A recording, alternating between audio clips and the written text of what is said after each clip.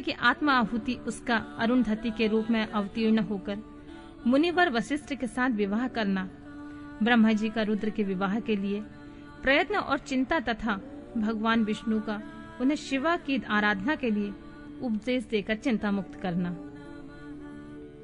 ब्रह्मा जी कहते हैं, नारद, जब वर देकर भगवान अंतर ध्यान हो गए तब संध्या भी उसी स्थान पर चली गई जहां मुनि मेघातिथि यज्ञ कर रहे थे। भगवान शंकर की कृपा से उन्हें किसी ने वहां नहीं देखा। उसने उस तेजस्वी ब्रह्मचारी का स्मरण किया जिसने उसके लोक की तपस्या की विधि का उपदेश दिया था। महामुने, पूर्व काल में महर्षि वशिष्ठ ने मुझ परमेष्टि की आज्ञा से एक तेजस्वी ब्रह्मचारी का वेश धारण करके उसे तपस्या करने के लिए उपयोगी नियमों का उपदेश दिया था। संध्या अपने को तपस्या का उपदेश देने वाले उन्हें ब्रह्मचारी ब्राह्मण वशिष्ठ को पति रूप से मन में रखकर उस महायज्ञ में प्रज्वलित अग्नि के समीप गई। उस समय भगवान शंकर की कृपा से मुनिया ने उसे नहीं देखा।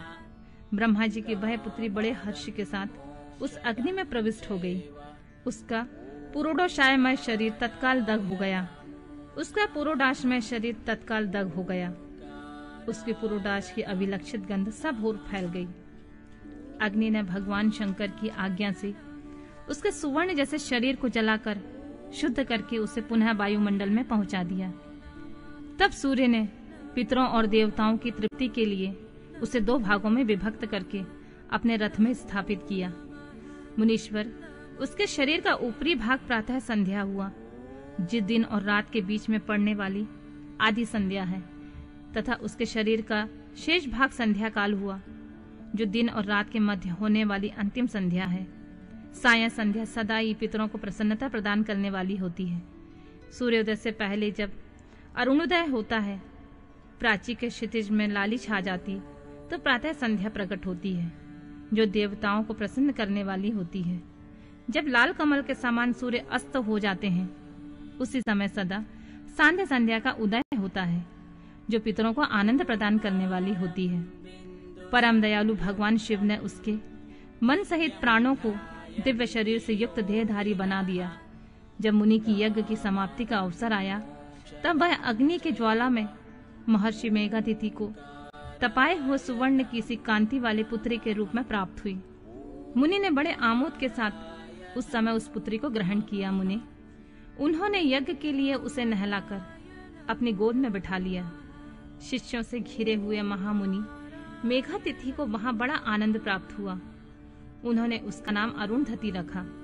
वह किसी भी कारण से धर्म का अवरोध नहीं करती थी, अतः उसी गुण के कारण उन्होंने स्वयं त्रिभुवन विख्यात नाम से प्राप्त किया।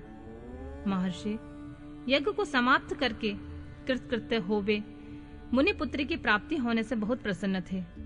अपने शिष्यों के साथ आश्रम में रहकर सदा उसी का लालन पालन करते थे।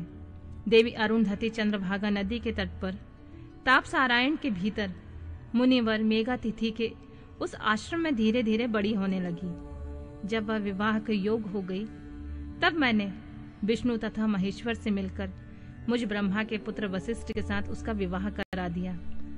ब्रह्मा, विष्णु तथा महेश के हाथों से निकले हुए जल से क्षिप्रा आदि 7 परम नदियां उत्पन्न हुई।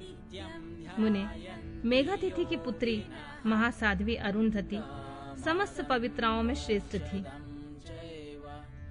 समस्त पतिव्रताओं में श्रेष्ठ थी। वह महर्षि वशिष्ठ को पति के रूप में पाकर उनके साथ बड़ी शोभा पाने लगी। उससे शक्ति आदि शुभ तथा श्रेष्ठ पुत्र उत्पन्न हुए। मुनि श्रेष्ठ वह प्रियतम पति वशिष्ठ को पाकर विशेष शोभा पाने लगी। मुनि शिरोमणि, इस प्रकार मैंने तुम्हारे समक्ष संध्या के पवित्र चरित्र का वर्णन किया, जो समस्त कामनाओं के फलों को देने वाला परम पावन और दिव्य है। जो स्त्री या शुभ व्रत का आचरण करने वाला पुरुष इस प्रसंग को सुनता है, वह संपूर्ण कामनाओं को प्राप्त कर लेता है, अथवा विचार करने की आवश्यकता नहीं होती। प्रजापति ब्रह्मा की यह बात सुनकर नारद जी का मन बहुत प्रसन्न हो गया और वे बोले, ब्राह्मण, आपने अरुंधति की पूर्व जन्म में उस स्वरूप भूता संध्या की बड़ी दिव्य कथा सुनाई है, जो शिव भक्ति की वृद्धि करने वाली है। धर्मज्ञ, अब आप भगवान शिव के उस परम पवित्र चरित्र का वर्णन कीजिए, जो दूसरों मनुष्यों के पापों का विनाश करने वाला उत्तम तथा मंगलदायक है। जब कामदेव रति से विवाह करके हर्षपूर्वक चला गया, दक्ष आदि अन्य मुनि भी जब अपने अपने स्थान को पधारे और जब संध्या तपस्या करने के लिए चली गई, उसके बाद क्या हुआ? ब्रह्मा जी ने कहा, प्रियवन नारद, तुम धन्य हो, भगवान शिव के सेवक हो। अतः शिव की लीला से युक्त जो उसका शुभ चरित्र है, उसे भक्ति पूर्वक सुनो। तात, पूर्व काल में एक बार जब मैं मोह में पड़ गया और भगवान शंकर ने मेरा उपहास किया, तब मुझे बड़ा क्षोभ हुआ। वस्तुतः शिव के माया ने मुझे मोह लिया था, इसलिए मैं भगवान शिव के प्रति ईर्ष्या करने लगा था। किस प्रकार सो बताता हूँ, सुनो। मैं उस स्थान पर गया जहाँ दक्षराज मुनि उपस्थित थे। वहीं रति के साथ कामदेव भी था। नारद, उस समय मैंने बड़ी प्रसन्नता के साथ दक्ष तथा दूसरे पुत्रों को संबोधित करके वार्तालाप आरंभ किया। उस वार्तालाप के समय मैं शिव के माया से पूर्णतः मोहित था। अतः मैंने कहा, पुत्रों, तुम्हें ऐसा प्रयत्न करना चाहिए जिससे महादेव जी किसी कामनीय कांति वाली स्त्री का परिग्रहण करें। इसके बाद मैंने भगवान शिव को मोहित करने का भार रति सहित कामदेव को सौंपा। कामदेव ने मेरी आज्ञा मानकर कहा, प्रभु, सुंदर स्त्री ही मेरा अस्त्र है, अतः शिव जी को मोहित करने के लिए किसी नारी की सृष्टि कीजिए। यह सुनकर मैं चिंता में पड़ गया और लंबी सांस खींचने लगा। मेरे उस निश्वास से राशि राशि पुष्पों से विभूषित बसंत का प्रादुर्भाव हुआ। बसंत और मलयानिल ये दोनों मदन के सहायक हुए। उनके साथ जाकर कामदेव ने वामदेव को मोहने का बारंबार चेष्टा की, परंतु उन्हें सफलता नहीं मिली। जब वे निराश होकर लौट आया, तब उसकी बात सुनकर मुझे बड़ा दुख हुआ। उस समय मेरे मुख से जो निस्सहाय वायु चल रही थी, उससे मार्गणों की उत्पत्ति हुई। उन्हें मदन की सहायता के लिए आदेश देकर मैंने पुनः उन सबको शिव जी के पास भेजा, परंतु महान प्रयत्न करने पर भी वे भगवान शिव को मोह में न डाल सके।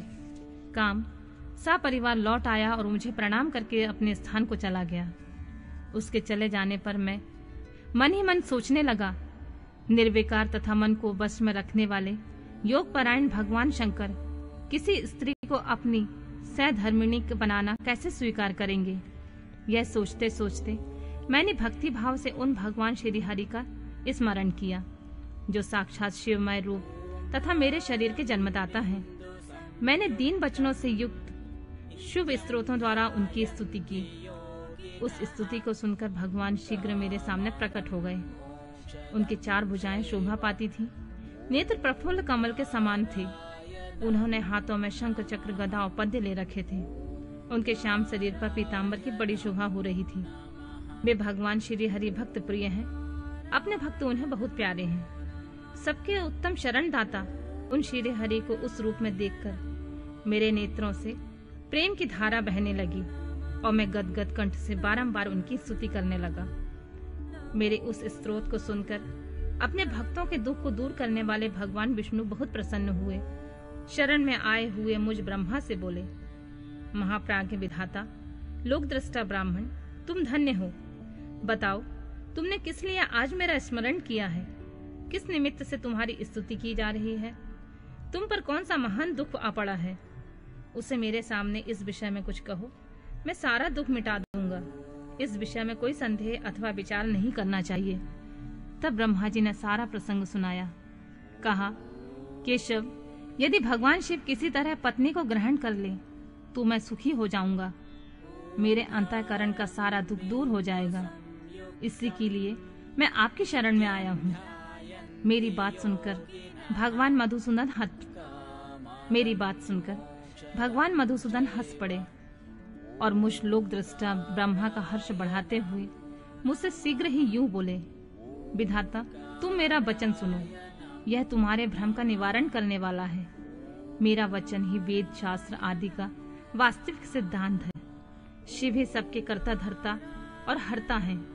वे ही परात्पर हैं, पर ब्रह्मा, परेश, निर्गुण, नित्य, निर्विकार, अद्वितीय, अच्युत, अनंत, सबका अंत करने वाले स्वामी और सर्वव्यापी परमात्मा एवं परमेश्वर हैं। सृष्टि पालन के संहार के कर्ता, तीनों गुणों से आश्रम देने वाले, व्यापक ब्रह्मा, विष्णु और महेश के नाम से प्रसिद्ध, रजोगुण, सत्व गुण तथा तमोगुण से परे, माया से ही भेद युक्त प्रतीत होने वाले, निरीह, माया रहित, माया के स्वामी या प्रेरक, चतुर्सगुण, स्वतंत्र आत्मा आनंद स्वरूप, निर्विकल्प, आत्माराम, निद्वंद, भक्ति परवश, सुंदर विग्रह से सुशोभित योगी, नित्य योग परायण, योग मार्गदर्शक, गर्वहारी, लोकेश्वर तथा सदा दीन वत्सल हैं। तुम उन्हीं की शरण में जाओ।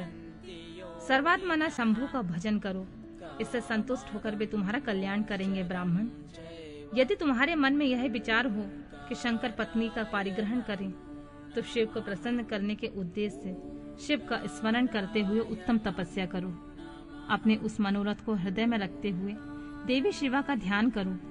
वे देवेश्वरी यदि प्रसन्न हो जाएं, तो सारा कार्य सिद्ध कर देंगी। यदि शिवा सब गुण रूप से अवतार ग्रहण करके इस लोक में किसी की पुत्री हो, मानव शरीर ग्रहण करें, तो निश्चित ही महादेव की पत्नी हो सकती हैं।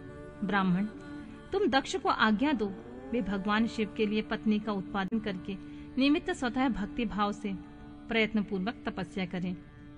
तात, शिवा और शिव दोनों के भक्तों के अधीन जानना चाहिए।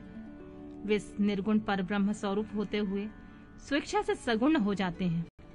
विधे, भगवान शिव की इच्छा से प्रकट हुए हम दोनों ने जब उनसे प्रार्थना की थी, तब पूर्व काल में भगवान शंकर ने जो बात कही थी उसे याद करो।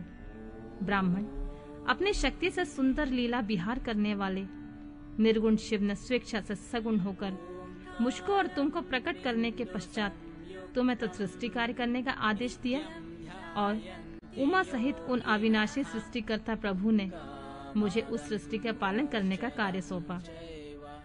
फिर नाना लीला विशारद उन्हें दयालु स्वामी ने हंसकर आकाश की ओर देखते हुए बड़े प्रेम से कहा, विष्णु, मेरा उत्कृष्ट रूप इन विधाता के अंग से इस लोक में प्रकट होगा, जिसका नाम रुद्र होगा। रुद्र का रूप ऐसा होगा जैसा मेरा है, वह मेरा पूर्ण रूप होगा। तुम दोनों को सदा उसकी पूजा करनी चाहिए। वह तुम दोनों के संपूर्ण मनोरथों की सिद्धि करने वाला होगा। वही जगत का प्रलय करने वाला होगा। वह समस्त गुणों से दृष्टा, निर्विकेश एवं उत्तम योग का पालक होगा। यद्यपि तीनों देवता मेरे ही रूप हैं, तथापि विशेषतः रुद्र मेरा पूर्ण रूप होगा। पुत्रों, देवी उमा के 3 रूप होंगे। एक रूप का नाम लक्ष्मी होगा, जो श्री हरि की पत्नी होंगी। दूसरा रूप ब्रह्म पत्नी सरस्वती। तीसरा रूप सती के नाम से प्रसिद्ध होगा।